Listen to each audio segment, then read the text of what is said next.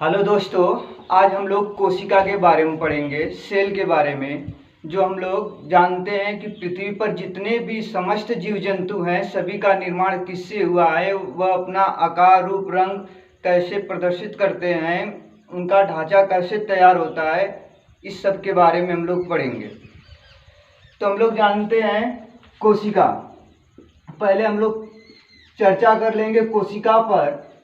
जो सबसे पहले 1665 ईस्वी में रॉबर्ट हुक ने कार्क के टुकड़े को काटा।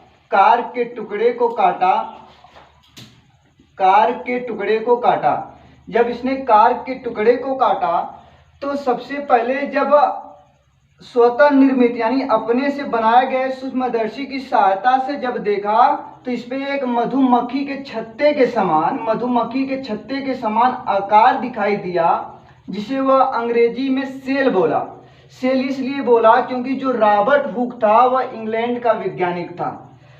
तो जब जिक्र आगे बढ़ा तो इसके पुस्तक जो माइक्रोग्राफिया थी उसमें वर्णन जब किया था कि यह मृत कोशिकाओं का खोज किया था। रॉबर्ट हुक ने किसका खोज किया था? मृत कोशिकाओं का खोज किया था।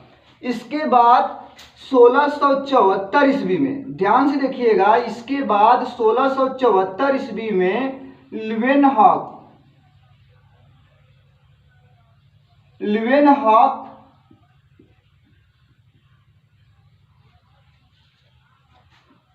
ने तालाब में, कहां पर? तालाब में जीवाणु के द्वारा जीवित कोशिका का खोज किया।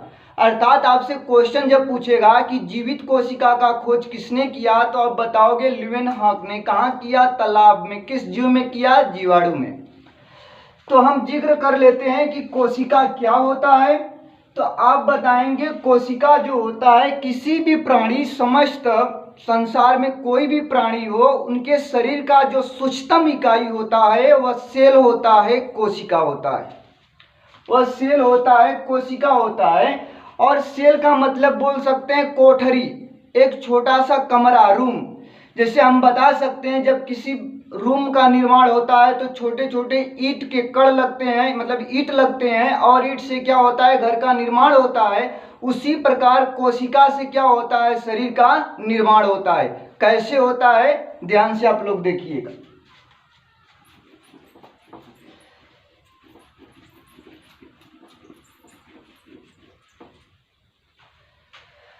कोशिका से पहले हम लोग जानेंगे जो कोशिका होता है। इस पे विचार बहुत से वैज्ञानिक ने दिए हैं। जैसे हम लोग अगर देखते हैं बिरचो, इस वैज्ञानिक का नाम ध्यान से सुनिएगा। जो बिरचो है, बिरचो ने बोला था कि जो कोशिकाओं का निर्माण होता है किसी जीव के पूर्ववर्ती जो कोशिका होते हैं, पूर्ववर्ती कोशिका से ही नए कोशिका का निर्माण होता है। अगर क्वेश्चन में दे कि ऐसा वैज्ञानिक कौन बोला था जो पूर्ववर्ती कोशिकाओं से ही नए कोशिका का निर्माण होता है, आप बताओगे बिरचो। फिर इसके बाद दो वैज्ञानिक आए, ध्यान से इनका नाम सुनिएगा, स्लेडन और स्वान। ये दो वैज्ञानिक थे। एक वैज्ञानिक जो था वनस्पति वैज्ञानिक था और दूसरा जो था वह प्राणी वैज्ञानिक था। जो स्लेडन ने 1838 ईस्वी में, स्लेडन ने 1838 ईस्वी में और स्वान ने 1839 ईस्वी में, ये प्राणी वैज्ञानिक थे और ये वनस्पति वैज्ञानिक थे। स्लेडन ने वनस्पति कोशिका सिद्धांत का प्रतिपादन किया और जो स्वान है इसने प्राणी विज्ञान कोशिका का प्रतिपादन किया। इसने बोला कि जो भी कोशिका से विभाजन यानी कोशिका से जो भी जीव का निर्माण होता है, तो इसने कोशिका सिद्धांत को दो दिया। कौन? कि किसी भी शरीर का जो संरचनात्मक इकाई है और मौलिक इकाई है वह एक सूक्ष्मतम यानी छोटा यूनिट है, एक कण है यानी इकाई है। दूसरा बोला उसने कि जो नए जीवों का निर्माण होता है वह आनुवांशिक कोशिका से होता है, यानी कोशिका के आधार पर होता है। फिर इसको देखते हुए 1880 ईस्वी में, यह भी बात ध्यान में रहे, 1880 ईस्वी में फ्लेमिंग, कौन से वैज्ञानिक? फ्लेमिंग जो वैज्ञानिक थे, इसने बोला कि जो दो पीढ़ी यानी कि जब दो जीव आपस में मिलते हैं तो एक कोशिका का क्या होता है? निर्माण करते हैं, नए कोशिका का निर्माण करते हैं। ये कौन बोला था? फ्लेमिंग बोला था। फ्लेमिंग ने क्या बोला था? एक बार और ध्यान दो कि जब दो पीढ़ी के जीव अर्थात जब दो जीव आपस में मिलते हैं तो एक नए कोशिका का क्या करते हैं? निर्माण करते हैं। और सबसे बड़ी बात यह है कि अपने आप में एक ही कोशिका संपूर्ण जीव है। अपने आप में एक ही कोशिका क्या है? संपूर्ण जीव है। तो इन सभी विचारों को हम देखते हुए एक उदाहरण लेते हैं, और उदाहरण जो लेते हैं वो मानव का लेते हैं। हम लोग देखेंगे कि मानव में शरीर का निर्माण कैसे होता है, इसको हम विस्तार से समझेंगे। जब हम लोग मानव का उदाहरण ले लेते हैं,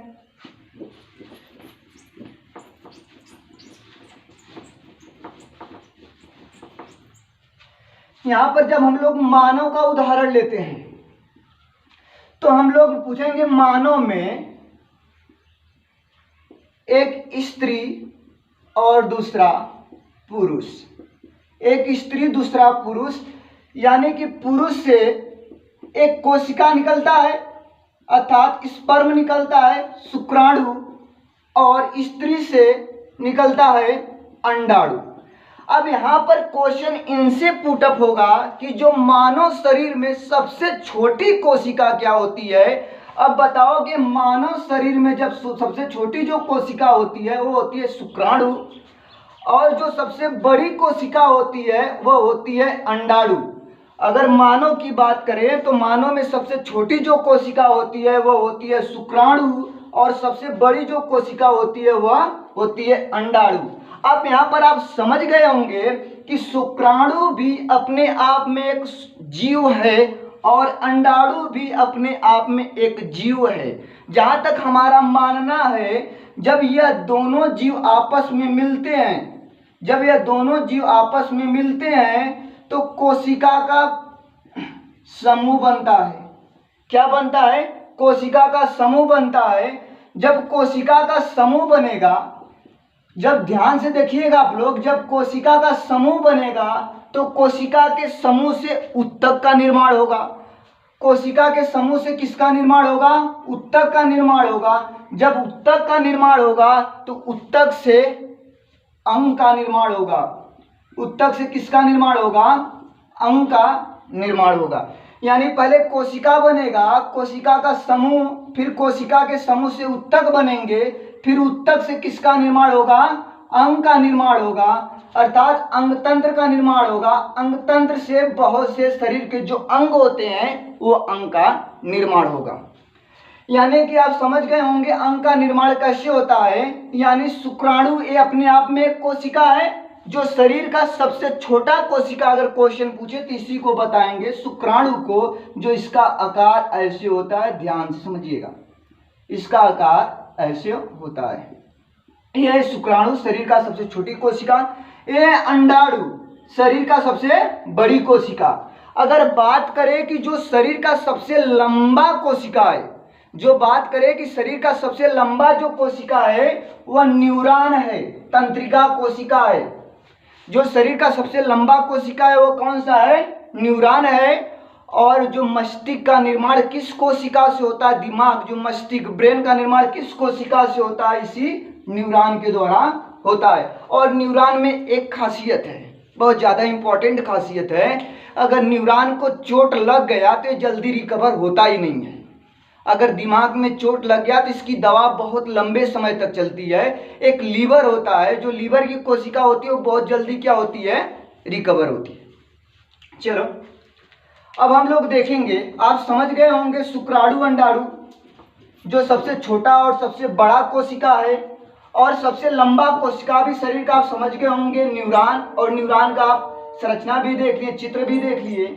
अब हम बात करते हैं यहाँ पर कि सभी जीव, जो पृथ्वी पर जितने भी समस्त जीव हैं, सभी कोशिका के सिद्धांत का पालन करते हैं। लेकिन एक ऐसा जीव पृथ्वी पर अपवाद है जो कोशिका के सिद्धांत का पालन करता ही नहीं है। तो थोड़ा सा इनके बारे में हम लोग जिक्र कर लेंगे।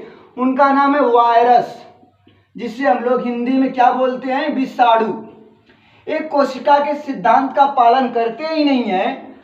और क्यों नहीं करते हैं? जब ये कोशिका के सिद्धांत का पालन नहीं करेंगे तो इनके पास अंग नहीं होगा, और सबसे बड़ी बात कोशिकांग नहीं होंगे। तो आपसे पूछेगा कौन सा ऐसा पृथ्वी पर जीव है जो कोशिका सिद्धांत का पालन नहीं करता? अब बताओगे वायरस है। और किसके पास कोशिकांग नहीं है? अब बताओगे वायरस है। और बोलेंगे कौन शोषण पोषण का कार्य नहीं करता है? अब बताओगे वायरस है, यानी विषाणु है। तो विषाणु अपने आप में अपवाद हैं। न इन्हें सजीव में रखा जाता है, न इन्हें निर्जीव में रखा जाता है, बल्कि यह सजीव निर्जीव के बीच की एक क्या है, कड़ी है। अब हम बात करेंगे कोशिकांग क्या होता है। ठीक है, अब बात फंस रही होगी बच्चों में कि कोशिकांग क्या होता है। हम बोलेंगे जब एक कोशिका, ध्यान समझिएगा, एक कोशिका के आधार पर दो प्रकार के प्राणी होते हैं। एक कोश की, दूसरा बहुकोश की। हम लोग जानते हैं उत्तक का निर्माण कैसे होता है। जब एक से अधिक कोशिका मिलता है, यानी कोशिका का जब समूह मिलता है तो किसका निर्माण होता है, उत्तक का निर्माण होता है। और उत्तक से किसका निर्माण होता है, अंगतंत्र का निर्माण होता है। अंगतंत्र से किसका निर्माण होता है, अंगों का निर्माण होता है। और जो एक कोश की जीव हों, अर्थात जो सूक्ष्म जीव हों, जैसे अमीबा हो गया, पैरामीशियम हो गया, और बहुत से जीव हैं, तो एक कोश की जीव हैं तो इनके पास अंग रहेगा नहीं रहेगा? क्योंकि ये एक कोश की जीव हैं जिनके पास एक ही कोशिका है, तो इनके पास अंग नहीं होगा, तो ये अपना भोजन कैसे करेंगे? तो इसके पास विशेष प्रकार की कोशिकांग होते हैं, तो ये अपने कोशिकांग से अपना भोजन कर लेते हैं। अब कोशिकांग क्या होता है, मानव में हम लोग देखते हैं कि कोशिकांग क्या होता है। जैसे हम लोग देख लेंगे कि जीव द्रव्य, अगर आपसे क्वेश्चन पूछेगा कि जो शरीर का जीवन आधार किसे कहते हैं, तो आप बताओ कि जीव द्रव्य को। क्योंकि जो जीव द्रव्य होता है तो हम लोग मान लेते हैं, ध्यान समझिएगा, हम लोग मान लेते हैं लबालब इसमें क्या है, एक तरल पदार्थ भरा है, और इसमें केंद्रक है, और इसके अगल बगल माइटोकॉन्ड्रिया, राइबोसोम, लाइसोसोम और बहुत से चीजें अंतिद्रव्य पदार्थ हैं। तो जो कोशिका के कोशिकांग होते हैं वह क्या होते हैं, राइबोसोम होते हैं, लाइसोसोम होते हैं, माइटोकॉन्ड्रिया होते हैं, और बहुत से चीज होते हैं। वह किसके अंदर होते हैं, जीव द्रव्य के। इसीलिए बोलते हैं जीव द्रव्य को जीवन का भौतिक आधार या जीवन का आधार बोलते हैं। किसको बोलते हैं, जीव द्रव्य को। अब देखो जीव द्रव्य के दो भाग होते हैं, एक होता है कोशिका द्रव्य, एक होता है कोशिका द्रव्य, और एक होता है केंद्रक। तो जब इसके बाद एक वैज्ञानिक था फ्लेमिंग, उसने बताया 1880 ईस्वी में कि जब दो जीव आपस में मिलते हैं तो एक नए कोशिका का निर्माण होता है। बिल्कुल सही, हमने देखा स्त्री जब पुरुष आपस में मिले, स्त्री का शुक्राणु और पुरुष का अंडाणु, तो एक नए कोशिका का निर्माण हुआ कि नहीं हुआ, हुआ। और इसके बाद जो बातें हैं कि हम लोग कोशिकांग जीव द्रव्य में कैसे जीवित रहते हैं। अगर जीव द्रव्य नहीं रहता तो जीव द्रव्य दो टाइप के होते हैं, दो प्रकार होते हैं, एक केंद्रक और एक होता है कोशिका द्रव्य। तो केंद्रक में डीएनए पाए जाते हैं। ध्यान से समझिएगा, जीव द्रव्य के जो दो प्रकार होते हैं, केंद्रक और कोशिका द्रव्य।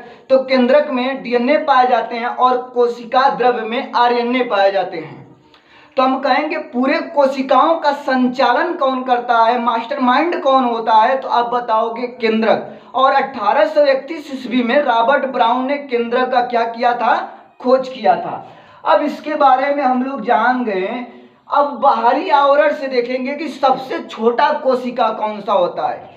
बाहरी आवरण से देखेंगे कि सबसे छोटा कोशिका कौन सा होता है, तो आप बताओगे माइकोप्लाज्मा एक जीवाणु होता है, जो उसकी कोशिका होती है 0.1 म्यू यानी माइक्रो से 0.5 माइक्रो होता है, यानी सबसे छोटा कोशिका। मानव शरीर की बात नहीं हो रही है। और सबसे बड़े कोशिका की अगर बात करें, सबसे बड़े कोशिका की अगर बात करें तो आप बताओगे शुतुरमुर्ग का अंडा, यानी जो सबसे बड़ी कोशिका होती है वह शुतुरमुर्ग का अंडा होता है, जो 170 इंटू 170 गुणे 130 mm इसका व्यास होता है। ठीक है, अब अगले पार्ट में हम लोग कोशिका के कोशिकांग के बारे में हम लोग जानेंगे। जैसे हम लोग दवा खाते हैं तो असर कैसे करता है, हम कोई भी पदार्थ खाते हैं तो हमारा कोशिकांग शरीर कोशिका कैसे विभाजन होती है, विकराल कैसी होती है, तो इन सब के बारे में अगले पार्ट में पढ़ेंगे।